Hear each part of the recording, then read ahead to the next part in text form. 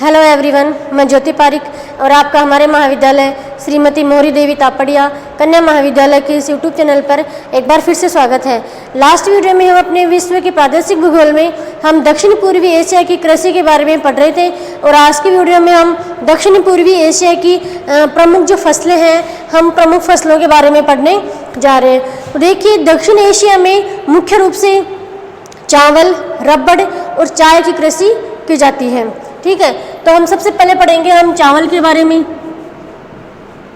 सबसे पहले हमारी कृषि है, फसल है चावल।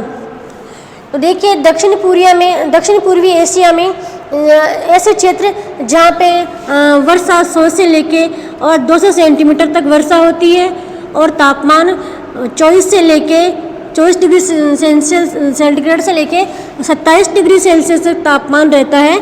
ऐसे क्षेत्रों में चावल की कृषि की जाती है मुख्य रूप से। ठीक है, जहाँ पे वर्षा होती है 100 से लेकर 200 सेंटीमीटर तक और तापमान रहता है 24 से लेकर 27 डिग्री सेल्सियस तापमान रहता है, उन क्षेत्रों में दक्षिण पूर्वी एशिया के क्षेत्रों में चावल की कृषि की जाती है। ठीक है, तो हम इसके जो प्रमुख देश देखें, प्रमुख क्षेत्रों के बारे में हम देखें दक्षिण पूर्वी एशिया के, तो जिसमें देखिए मुख्य रूप से है इंडोनेशिया,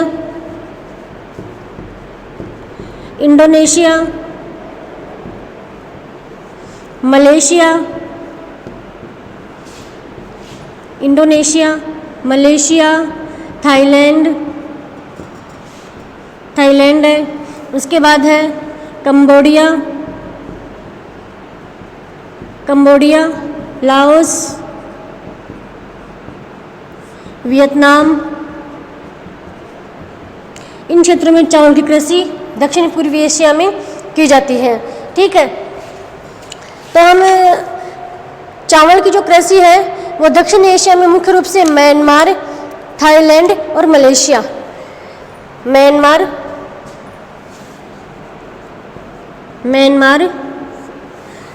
थाईलैंड और मलेशिया, इन 3 देशों में मुख्य रूप से चावल का उत्पादन किया जाता है। और इसके अलावा जो है कंबोडिया है, लाओस है, वियतनाम है, इन क्षेत्रों में कुछ मात्रा में चावल का उत्पादन किया जाता है। हम सबसे पहले हम इंडोनेशिया में देखें तो इंडोनेशिया की जो जावा और जो सुमात्रा के जो द्वीप है, इंडोनेशिया में जावा और सुमात्रा।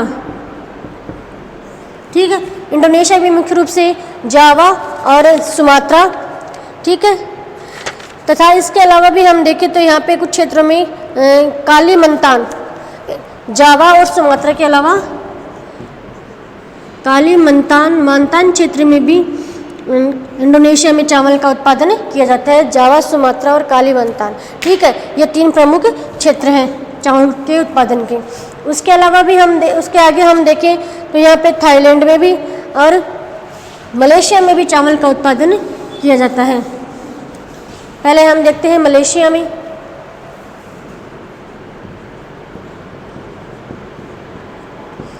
तो मलेशिया में हम चावल का उत्पादन देखें तो मलेशिया में जो मिकांग घाटी है, मिकांग और टानकिंग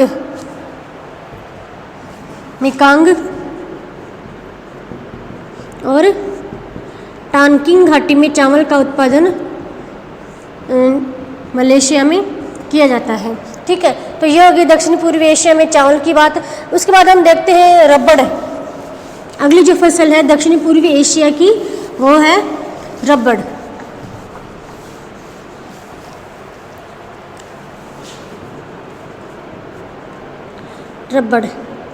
तो देखिए, हम विश्व में देखें तो विश्व में अधिकांश रबड़ का उत्पादन केवल दक्षिणी और पूर्वी एशिया में ही किया जाता है। विश्व के अधिकांश रबड़ का उत्पादन दक्षिणी पूर्वी एशिया के क्षेत्रों में किया जाता है। दक्षिणी पूर्वी एशिया के जो देश हैं उनमें ही किया जाता है और जिसमें सबसे सर्वप्रथम है, मतलब जिसका सर्वोच्च उत्पादन होता है रबड़ का, वो है थाईलैंड है। वो रबड़ के उत्पादन में विश्व में प्रथम स्थान है। थाईलैंड का विश्व में रबड़ के उत्पादन में प्रथम स्थान है और यहाँ पे पूरे विश्व का 32% रबड़ का उत्पादन किया जाता है। जो विश्व में जो भी रबड़ का उत्पादन होता है उसका 32% रबड़ का उत्पादन थाईलैंड में किया जाता है। ठीक है, उसके बाद हम देखें इंडोनेशिया।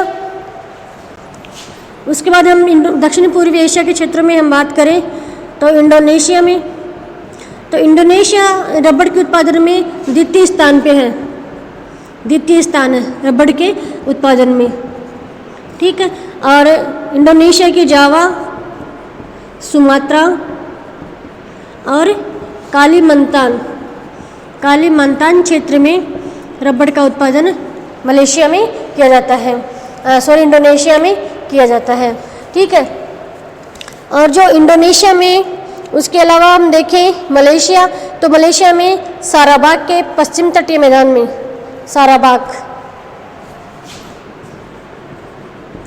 मलेशिया में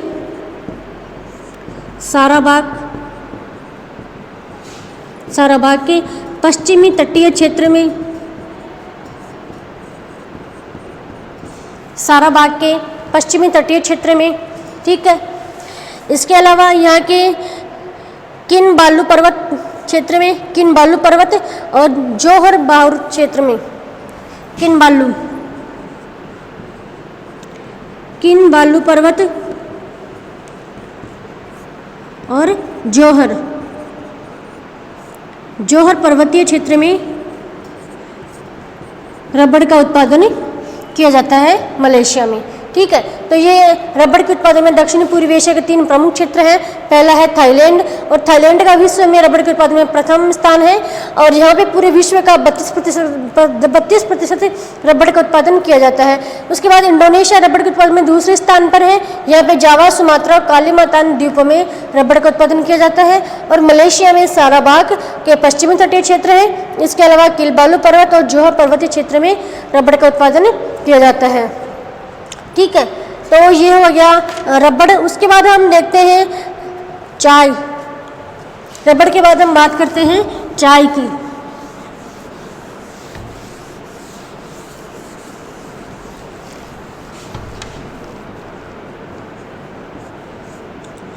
देखिए, चाय की कृषि भी दक्षिण पूर्वी एशिया में एक बागायती फसल के रूप में की जाती है। बागायती फसल के रूप में दक्षिण एशिया में चाय का उत्पादन किया जाता है। जहाँ पर चाय के उत्पादन में, जहाँ पे वर्षा के बारे में हम देखें तो जहाँ पे वर्षा 100 से लेके और 150 सेंटीमीटर तक वर्षा होती है, उन क्षेत्रों में जो पहाड़ी ढालू क्षेत्र में, पहाड़ी के ढलान क्षेत्र में, पहाड़ी ढालों में कृषि के चाय के बागान विकसित किए गए हैं, ठीक है। फिर इसके बाद हम देखें तो जहाँ पे वर्षा का तापमान, वर्षा के बारे में हम देखें तो 100 से लेके और 150 सेंटीमीटर, और तापमान 25 से लेके 30 सेंटीमीटर। तापमान जिन क्षेत्र में 25 से लेके 25 सेल्सियस से लेके और 30 डिग्री सेल्सियस तक तापमान जिन क्षेत्रों में पाया जाता है, उन क्षेत्रों में दक्षिण पूर्वी एशिया में चाय का उत्पादन किया जाता है। और उसके हम क्षेत्रों के बारे में हम बात करते हैं, यहाँ पे इंडोनेशिया में, वियतनाम और मलेशिया। इंडोनेशिया,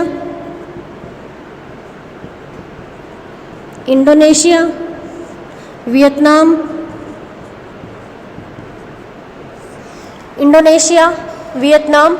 और मलेशिया में चाय का उत्पादन किया जाता है, ठीक है। तो इंडोनेशिया के हम क्षेत्र देखें तो कालीमंतान क्षेत्र में इंडोनेशिया में चाय का उत्पादन किया जाता है, यहाँ के जो पहाड़ी ढलान है उनमें। और वियतनाम में हम देखें तो वियतनाम के ब्लाओ से लेके और कोटनम तक,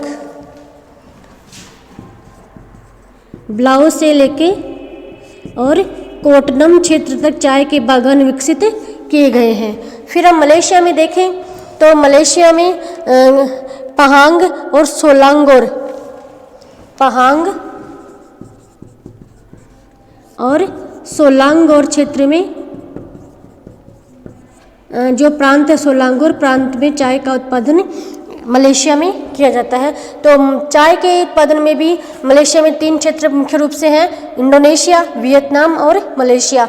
तो इंडोनेशिया के कालीमंतान जो क्षेत्र उसमें किया जाता है, और वियतनाम के ब्लाओ और कोटनम के जो ब्लाओ से लेकर और कोटनम तक का जो क्षेत्र है, उस क्षेत्र में चाय के बागान विकसित किए गए हैं। और मलेशिया में भी पहांग और सोलांगोर प्रांतों में चाय का उत्पादन किया जाता है। और मुख्य रूप से चाय के उत्पादन के लिए जो फसल है, चाय की जो फसल है उसके उत्पादन के लिए वर्षा के बारे में हम देखें तो यहाँ जहाँ पे 100 से लेकर और 150 सेंटीमीटर तक वर्षा होती है, उन क्षेत्रों में चाय का उत्पादन होता है। और तापमान 25 डिग्री सेल्सियस से लेकर और 30 डिग्री सेल्सियस तक तापमान जिन क्षेत्रों में पाया जाता है, उन क्षेत्रों में चाय का उत्पादन दक्षिण पूर्वी एशिया में किया जाता है। तो आज की वीडियो में हमने दक्षिणी पूर्वी एशिया की जो कृषि है उसके बारे में हमने देख लिया है, और नेक्स्ट वीडियो में हम नेक्स्ट टॉपिक लेके आएंगे। तब तक के लिए धन्यवाद।